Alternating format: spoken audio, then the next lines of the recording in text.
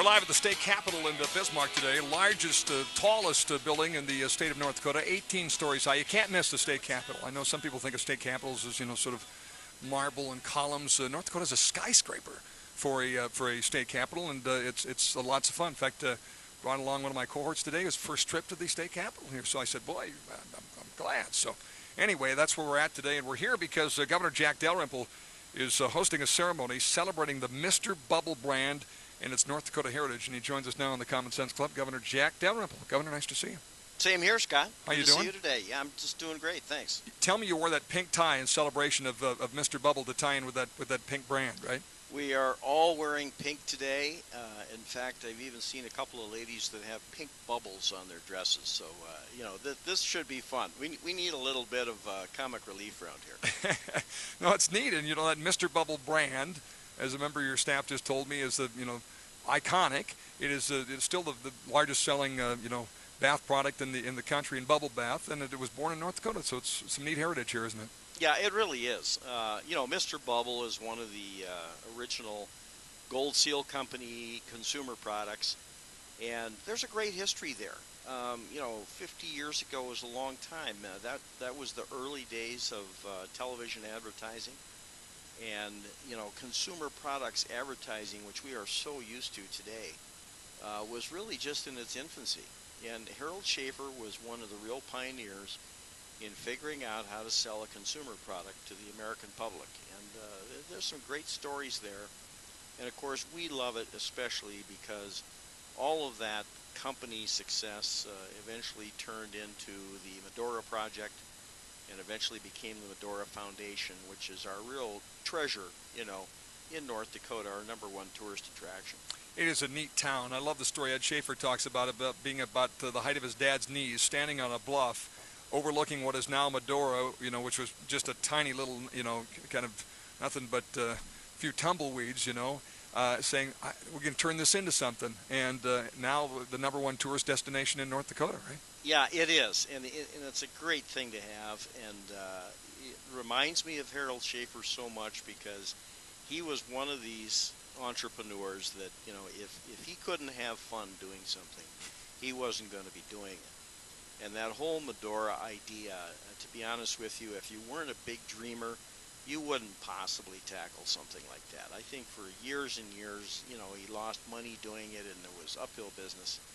And then all of a sudden, one day, people really began to realize what a treasure it is.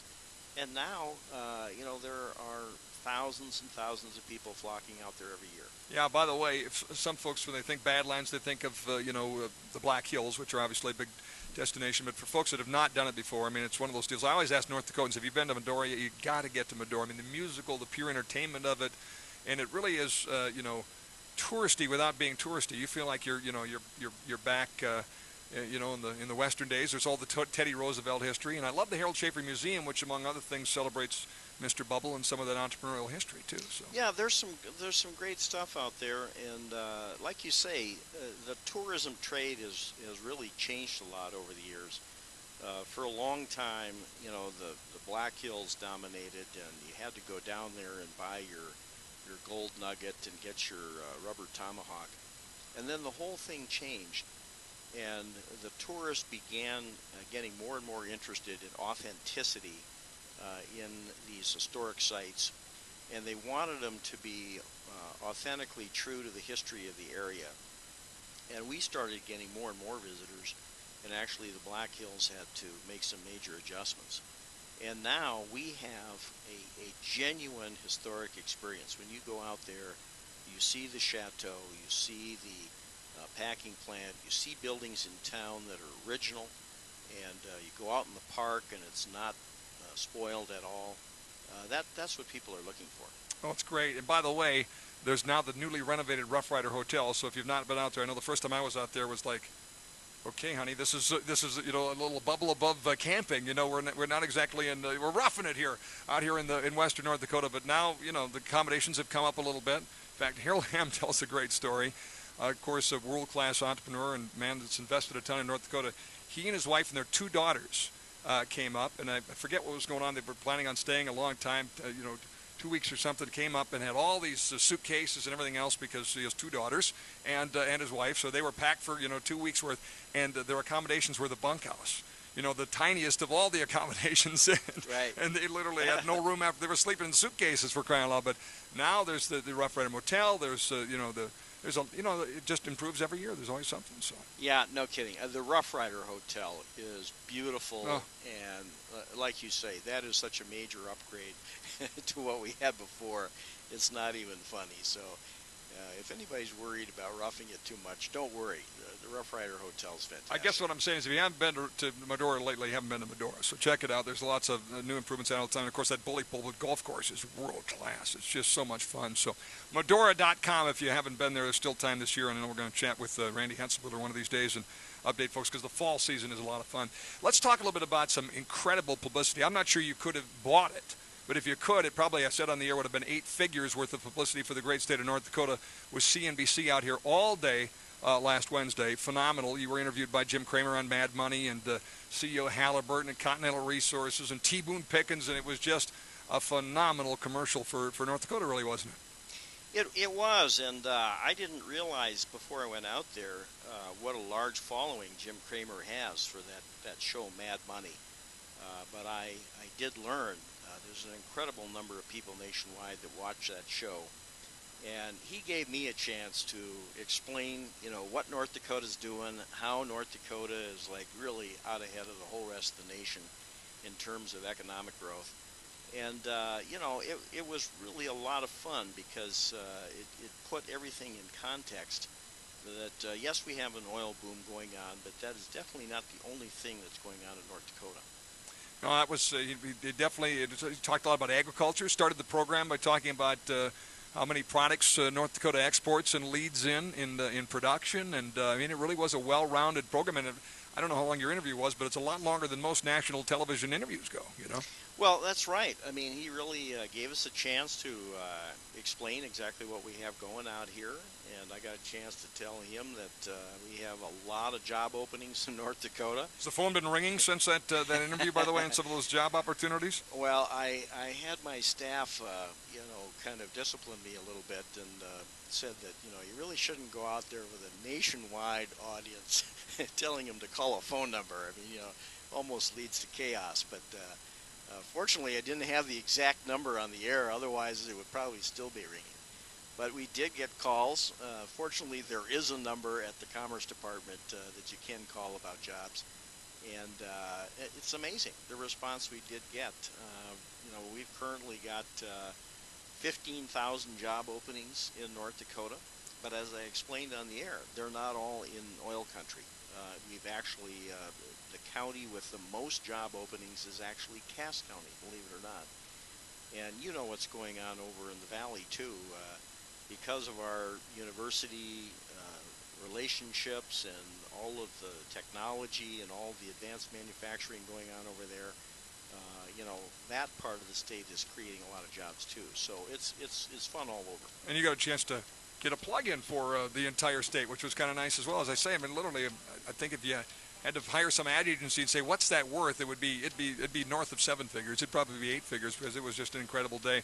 We'll ask the governor what Washington, D.C. can learn from North Dakota, because that was part of the message. What's happening here and how that can help other places when we come back on the Common Sense Club and the Scott Hennon Show after this time out live from the capital, Bismarck. Don't go away. For centuries, silver has been used as a powerful natural antibiotic, and as a listener to this station, you probably already know the benefits of using colloidal silver. With so many websites to choose from, finding a reputable, patriotic company with great product. And we're back on the Common Sense Club and the Scott Hennon Show, chatting with Governor Jack Dalrymple on Mr. Bubble Day. The official declaration will happen around the lunch hour today by our Governor Jack Dalrymple, who joins us on the Common Sense Club and the Scott Hennon Show. So we just spent a little time talking about how, the CNBC folks and national media are out here, and every day, Inc. magazine I opened up the other day, page 41. Get to it. There's a picture of downtown Tioga, and some gentlemen talking about investing in a hotel, 100-room suite hotel that's under construction right now in Tioga. Another one going up in Stanley that had no connection to North Dakota before. Flew in, heard about it, and said, so this is sort of chic right now around the country, which is a great thing, for us, and ultimately the CNBC thing. Part of that as well. How do we use this opportunity to say, follow the North Dakota way, if you will. Well, we got a chance to talk about that on Mad Money, and I told Jim Cramer that, a big part of being successful as a state has to do with, first of all, diversifying the growth of your economy, which we talked about. Second of all, you've got to keep your state government in a sound fiscal condition. And I told him that over a period of 25 years, we've worked very hard in North Dakota at not letting our spending get out of hand, keeping track of what we're doing, not raising taxes. And then when the good times come, we can generate some reserves and actually lower taxes, which we have done the last two sessions. This is the environment that you need to really attract business long term. And honestly, it's what you need for people to invest in their state and do the things that they want to do. If they see a state that's like, not minding its business, it's a turnoff to the investor. It makes them nervous. And you can't turn this on or off, can you? I mean, I think about, really when the whole hydraulic fracturing process came to North Dakota, that was the mid-'90s.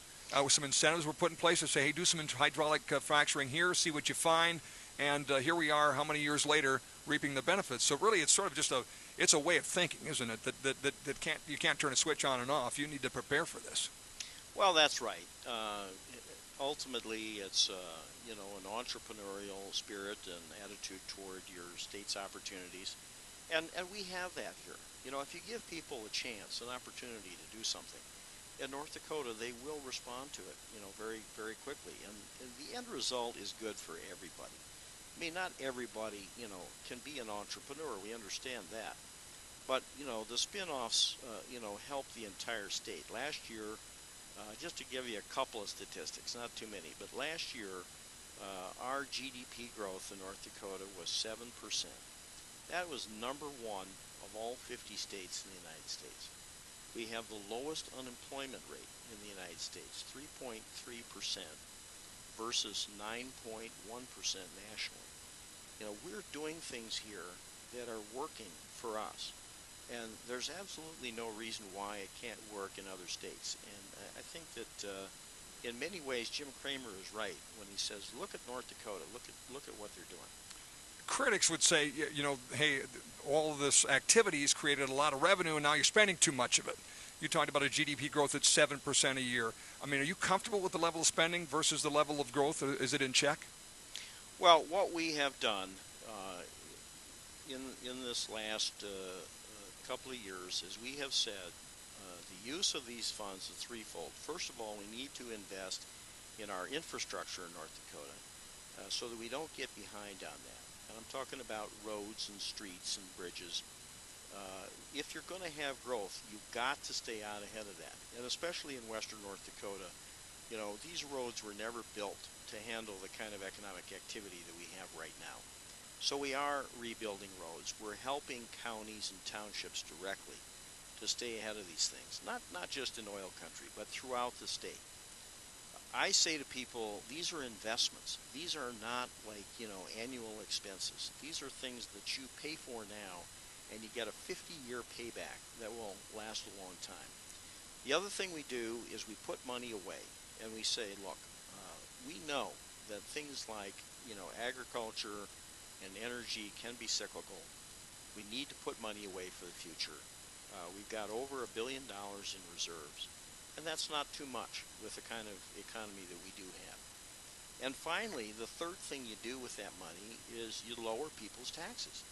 And last time, we lowered individual income taxes, we lowered corporate income taxes, and over the last 4 years, we have substantially lowered people's property taxes.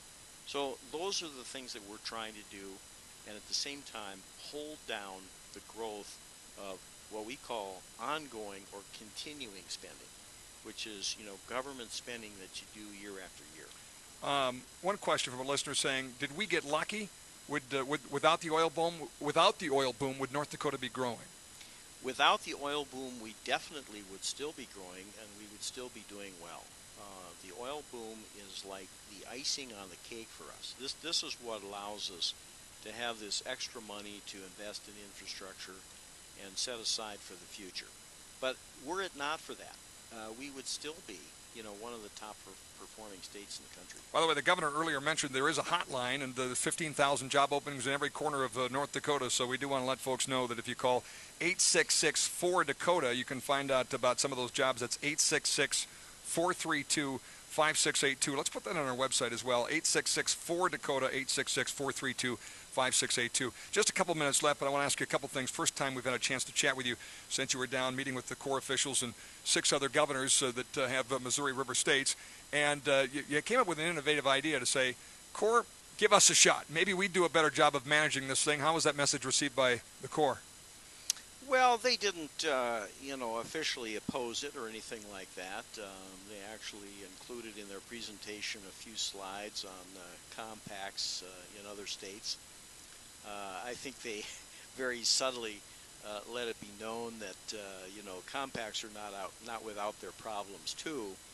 But what we were working on mostly was talking to 7 governors in the same room at the same time with the Corps about governors getting more directly involved in the management of the Missouri River.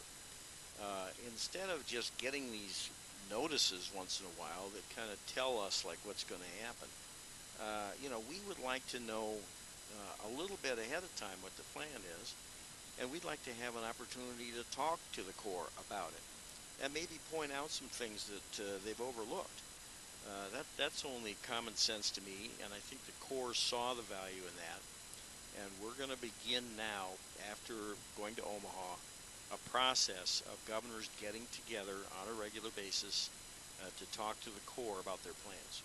Governor Jack Dalrymple, our guest on the Common Sense Club. Just a quick political question. Where are you at in the process of, making it official that you'll be seeking a full 4-year term as governor? I seem to be getting that more often here all the time now. That's a very direct question, Scott. It's my game. I have said that Betsy and I are giving it some very serious thought, and once we kind of get a little breather here from some of the flood work we've been doing lately, we'll make a decision, this fall. A breather. Good luck, right? It's been a whirlwind year, that's for sure. It sure has. Governor, good to see you. Thanks for the time. Yeah, thanks for having me on. I appreciate it. And I'll see you later up at the Mr. Bubble presentation. I'm looking forward to the actual ceremony and the actual signing of Mr. Bubble Day in North Dakota. It will be official with the governor's signature. Back with more. We're talking Mr. Bubble next hour and more of your memories coming up. Don't go away.